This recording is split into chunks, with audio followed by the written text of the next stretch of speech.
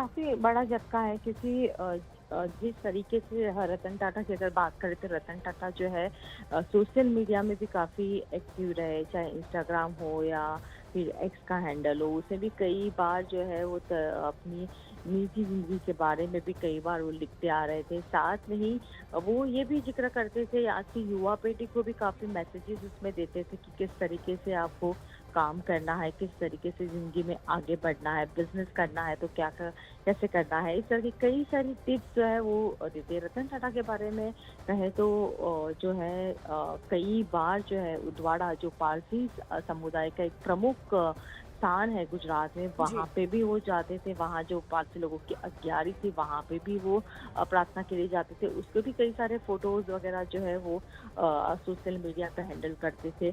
और पिछले कई टाइम से अगर देखें तो वो कई बार कई लोग जो है आज की जो युवा पीढ़ी कई बार उनको जो सवाल पूछती थी उसका भी जवाब जो है वो अपने सोशल मीडिया के जरिए लोगों को देते थे।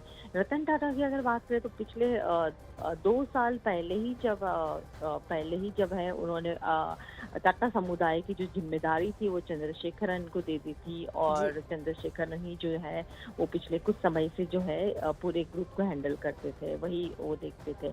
आज जब ये खबर आई है वो काफ़ी चौंकाने वाली खबर है, ना सिर्फ पूरे भारत भर के लिए लेकिन पूरे विश्व भर में उनके काफ़ी चाहक थे और ख़ास करके पारसी समुदाय। और ये कहा जाता है कि भारत में सबसे ज़्यादा जो most reliable and trusted group जो कहा जाता है वो टाटा ग्रुप कहा जाता है। तो ये खबर जो है कई लोगों के लिए काफ़ी चौंकाने वाली है। जी, बेशक बहुत चौंकाने वाली खबर। और ऐसे में आखिरी सांस 86 साल की उम्र में रतन टाटा ने यहाँ पर ली है। दुनिया को जहाँ पर उन्होंने अलविदा कह दिया, एक बड़ा झटका टाटा समूह के लिए भी यहाँ पर बेशक ये रहेगा। और उद्योग जगत में भी एक बहुत बड़ा शून्य वो छोड़ गए। 28 दिसंबर 1937 को उनका जन्म हुआ और आखिरी सांस आज के दिन 9 अक्टूबर 2024 को ली।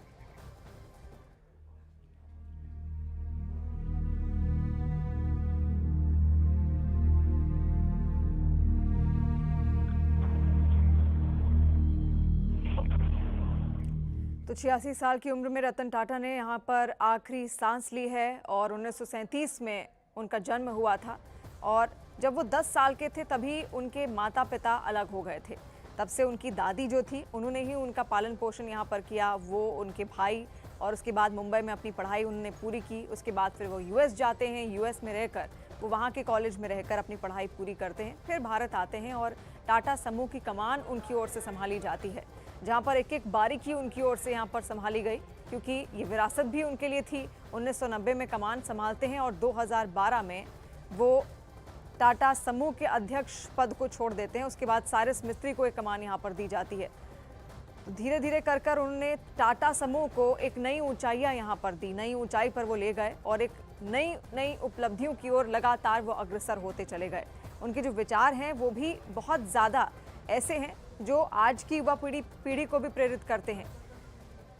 और ऐसे में टाटा समूह के लिए बेशक ये एक बहुत बड़ा झटका होगा, क्योंकि लगातार लंबे वक्त तक उन्होंने एक कमान संभाल कर यहाँ पर रखी थी टाटा समूह की। उसके बाद भी जब वो अध्यक्ष पद उन्होंने छोड़ दिया था, उसके बाद भी लगातार वो तमाम जिम्मेदारियां यहाँ पर संभाल रहे थे। लेकिन अचानक से ये खबर जब निकल कर सामने आती है तो उद्योग जगत के लिए ये एक शून्य के बराबर है, क्योंकि एक शून्य वो छोड़ गए हैं अपने ठीक पीछे। तो अंतिम सांस आज यहाँ पर ली है रतन टाटा ने। और सबसे बड़ी खबर जो आप तक हम लगातार पहुँचा रहे हैं, मशहूर उद्योगपति वो रहे, परोपकारी वो रहे, उनके द्वारा जो काम किए गए हैं वो लोगों के हित में हमेशा से रहे हैं और लोगों के बारे में ही उन्होंने हमेशा सोचा, उसी ओर वो अग्रसर होते चले गए। और यही कारण है कि आज टाटा ग्रुप्स का जो नाम है वो पूरी दुनिया में बहुत ज़्यादा विश्वसनीयता के साथ लिया जाता है। और ऐसे में तमाम उद्योगपतियों के लिए जो आने वाले भविष्य में उद्योग जगत में अपना नाम कमाना चाहते हैं, उनके लिए भी बहुत बड़ी प्रेरणा रहे हैं रतन टाटा। तो तस्वीरें इस वक्त आप ये देख रहे हैं और जो तस्वीर आप दूसरी तस्वीर में देख रहे हैं वो ब्रीच कैंडी हॉस्पिटल के बाहर की ही तस्वीर है। अब वहाँ पर जो उनके शुभचिंतक हैं वो लगातार इकट्ठा होते शुरू होने वहाँ पर लगे हैं, क्योंकि ये खबर जब निकल कर सामने आई तो बेशक सबके लिए एक बहुत बड़ा झटका थी। हालांकि 2 से 3 दिन पहले ही उनको अस्पताल में भर्ती करवाया गया था, ब्रीच कैंडी अस्पताल में। और उस वक्त जब उनको भर्ती करवाया गया था उस वक्त उन्हें सांस लेने में कुछ तकलीफें यहाँ पर महसूस हो रही थी और इसी वजह से उनको तुरंत अस्पताल में भर्ती कराया गया। उनका इलाज 2 से 3 दिन तक लगातार यहाँ पर हुआ, लेकिन आज ये खबर सामने आती है कि रतन टाटा ने आखिरी और अंतिम सांस यहाँ पर ली, दुनिया को अलविदा कह दिया। लंबे वक्त से वो बीमार भी चल रहे थे, तमाम तकलीफ़ें उनका शरीर यहाँ पर झेल रहा था। और अब ये खबर जो इस वक्त हम आपके सामने रख रहे हैं कि बेहद चौंकाने वाली खबर हर किसी के लिए। 86 साल की उम्र में रतन टाटा ने अपनी आखिरी सांस ली है। तो उनके नेतृत्व में टाटा समूह कोरस, जगुआर, लैंड रोवर और टेटली जैसी कंपनियों के अधिग्रहण के साथ एक वैश्विक ब्रांड भी ये सब बन गए। इसके अलावा आपको बता दें, क्योंकि हर जगह एक शोक की लहर इस वक्त है पूरे उद्योग जगत में, इसके अलावा देश के तमाम जो बड़े नेता हैं उनकी ओर से भी लगातार अब इस पर शोक व्यक्त किया जा रहा है। प्रधानमंत्री नरेंद्र मोदी ने भी रतन टाटा के निधन पर शोक व्यक्त किया और ऐसे में उनकी ओर से एक ट्वीट भी यहाँ पर किया गया है रतन टाटा के लिए, क्योंकि अब सबकी यादों में वो हमेशा हमेशा यहाँ पर ज़रूर रहेंगे और जो काम उन्होंने देश के लिए किए हैं, देश के हित में किए हैं, लोगों के प्रति किए, उनके लिए उनको हमेशा जाना जाएगा। इसके अलावा उनके जो प्रेरणादायक विचार थे वो भी हमेशा हमेशा के लिए हर किसी के जहन में होंगे। ना केवल अपनी उम्र के लोगों के लिए वो एक प्रेरणा थे, बल्कि जो युवा पीढ़ी, जो देश की युवा पीढ़ी है, वो भी उनसे सीखती थी, वो भी उनसे समझती थी। और ख़ास तौर पर उद्योग जगत में जितने भी लोग इस वक्त मौजूद हैं वो उनको प्रेरणा स्रोत मानते थे, क्योंकि टाटा समूह को वो लगातार ऊंचाइयों पर ले गए। और जब से उन्होंने 1990 से 2012 तक ये कमान संभाली थी, तब तक टाटा समूह बहुत ऊंचाइयों पर यहाँ पर गया। विवेक गुप्ता इस वक्त हमारे साथ फोन लाइन पर जुड़ रहे हैं। विवेक, और क्या जानकारी मिल रही है?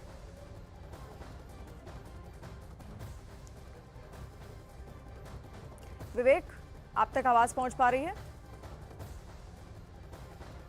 शिवानी, देखिए, आपको बताना चाहेंगे कि रतन टाटा जी की मृत्यु हो चुकी है। उसमें उनके का ऑफिशियल स्टेटमेंट अभी सामने आया है, जिसमें बताया गया है कि उनकी काफी दिन से तबीयत जो थी वो ठीक नहीं चल रही थी। और विवेक, आपके पास हम यहाँ पर वापस लौटेंगे ज़रूर, लेकिन पीएम नरेंद्र मोदी का भी ट्वीट निकलकर यहाँ पर सामने आया है और उन्होंने अपने ट्वीट में शोक व्यक्त किया। पीएम ने क्या कहा वो आपको बताते हैं। उन्होंने लिखा कि श्री रतन टाटा जी एक दूरदर्शी कारोबारी नेता, एक दयालु आत्मा और एक असाधारण इंसान थे। उन्होंने भारत के सबसे पुराने और सबसे प्रतिष्ठित व्यापारिक घरानों में से एक को स्थिर नेतृत्व प्रदान किया। साथ ही उनका योगदान